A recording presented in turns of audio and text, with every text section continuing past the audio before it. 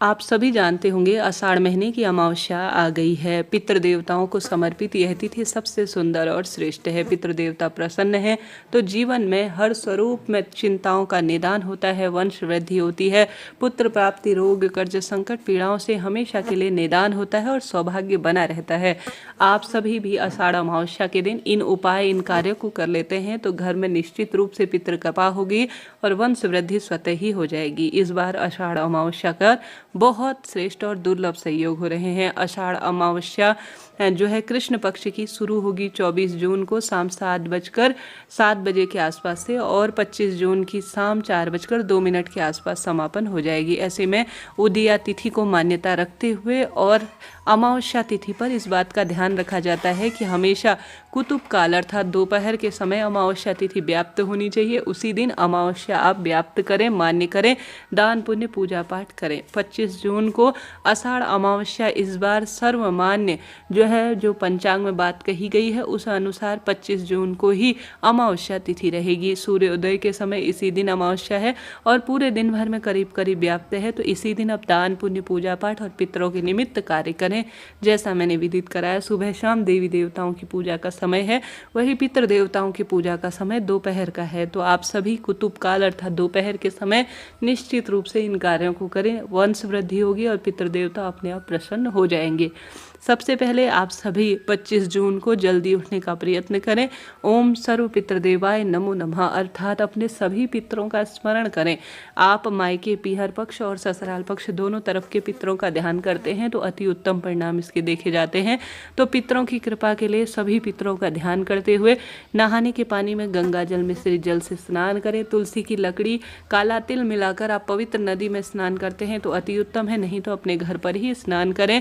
उसके बाद पितरों के नाम से सूर्य भगवान का जल चढ़ाए, साथ के साथ पितरों के नाम से आप सभी 1 लोटा जल लीजिए, काले तिल उसमें डालिए, थोड़ा सा गंगा जल डालकर, कच्चा दूध डालकर आप पितृ कृपा प्राप्त हो ऐसी प्रार्थना करते हुए पितरों के नाम से आप जल समर्पित करें। संतान का हमेशा कुंडली में 5वां स्थान देखा जाता है, 5वां घर जो है संतान के लिए देखा जाता है। पुत्र पुत्री योग या वंश वृद्धि कब होगी इसके लिए भी हम सभी जब हमारे पास कुंडली आती है गुरुजी के पास या हमारी टीम के पास ऊपर दिए गए नंबरों से आप भी बात कर सकते हैं।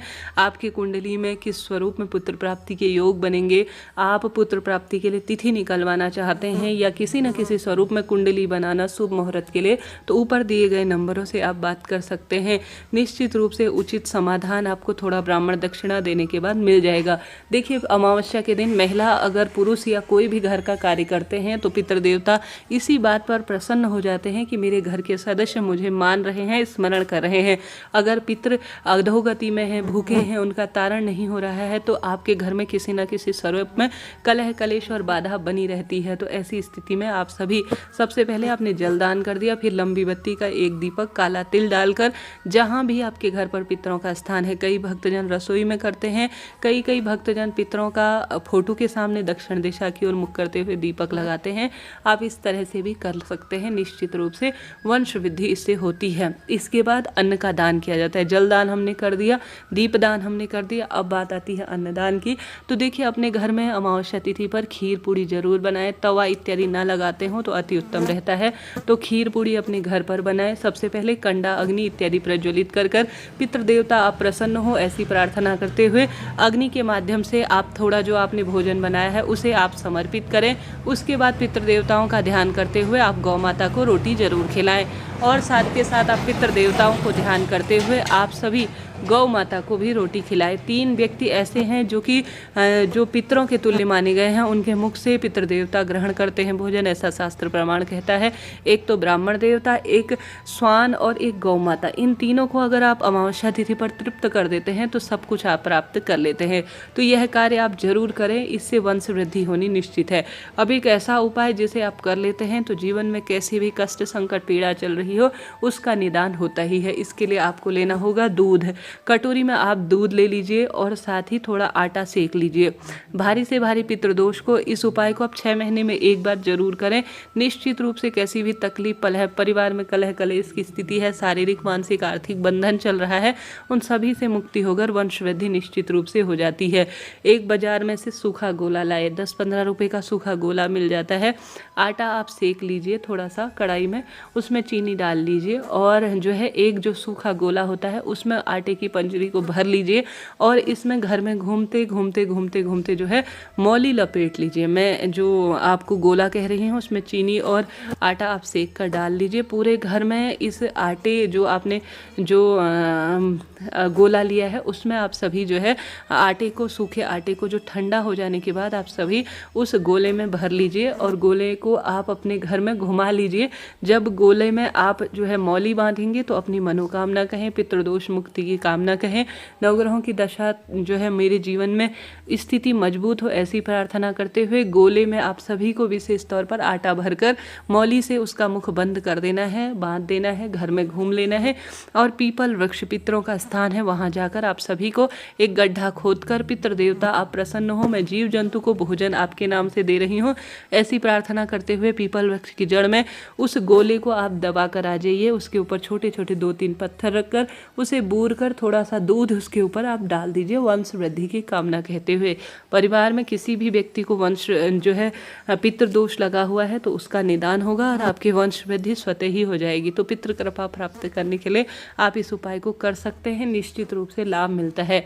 इसके अलावा पितृदोष मुक्ति के लिए, वंश वृद्धि के लिए अपने घर की रसोई में हर अमावस्या के दिन महिला पुरुष को यह कार्य करना चाहिए। एक लंबी बत्ती का दीपक अपने घर की रसोई में, जहाँ पर आरओ का स्थान है या आपके घर पर कोई भी पितरों की निमित्त स्थान है या मटका आपने रखा है, वहाँ पर आप सभी एक लंबी बत्ती का दीपक सबसे पहले काले तिल डालकर घी या तिल के तेल का प्रज्वलित कर दीजिए।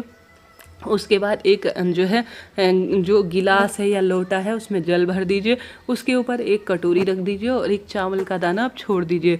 उसके बाद आप सभी मन ही मन प्रार्थना करें कि हे पितृ देवता, आपको शिवलोक में स्थान मिले, मेरे घर से रोग दोष कष्ट मिटे और सभी कार्य बने। ऐसी प्रार्थना करते हुए जब दीपक ठंडा हो जाए तो जो जल का लोटा है या तो उसे किसी पवित्र पेड़ के नीचे समर्पित कर दीजिए घर में घुमाकर, या घर में घुमाकर जल के लोटे को बाहर छिड़काव कर दीजिए और जो चावल का मात्र एक दाना है वह शिवलिंग पर, अपने घर के मंदिर पर समर्पित कर दीजिए कि मेरे पितृ देवता प्रसन्न हो जाए। ऐसी प्रार्थना करते हुए, ऐसा करने से पितृ देवता प्रसन्न होते हैं और घर में वंश वृद्धि हो जाती है।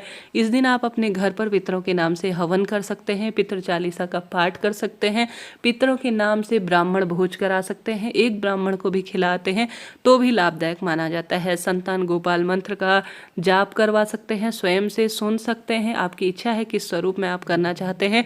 गायत्री मंत्र, पितृ गायत्री मंत्र का जाप कर सकते हैं, यह भी लाभदायक माना जाता है। और जो है हरिवंश पुराण आप संकल्प लेकर पंडित जी से इसी दिन से पढ़वा सकते हैं, यह भी वंश वृद्धि में सहायक होता है और पितृदोष को दूर करने वाले कार्यों में माना जाता है। तो इस तरह के आपको पितृ बाधा को दूर करने के लिए हर एक अमावस्या के दिन दान पुण्य उपाय नियम और पूजन करना है।